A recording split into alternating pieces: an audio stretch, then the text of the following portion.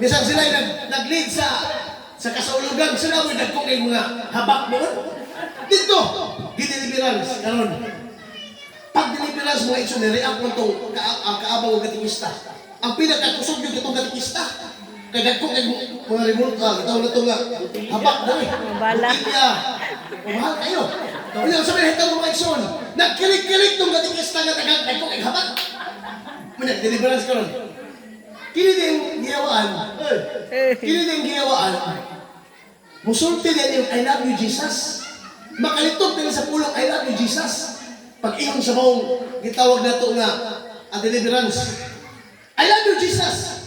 Katong giyawaan nga katikista ni Iwan. I love you Jesus. I love you Jesus. Makalitog din I love you Jesus.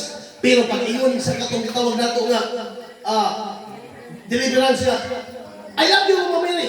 Di na kalitok. Kung siya kalitok niya. I love you pala. I love you. I love you. Dili kalitok. Ug Maria. Kabantay ka. Pag naay mga masugdag daw itong Espiritu, dili yun ako yung babugto ng itawag na itong deliverance prayer ng Holy Rosary. Kaya grabe na kapawal-pul mga igsoon. Amen? Amen. Nga naman, ang yawa, hakot ni Santa Maria.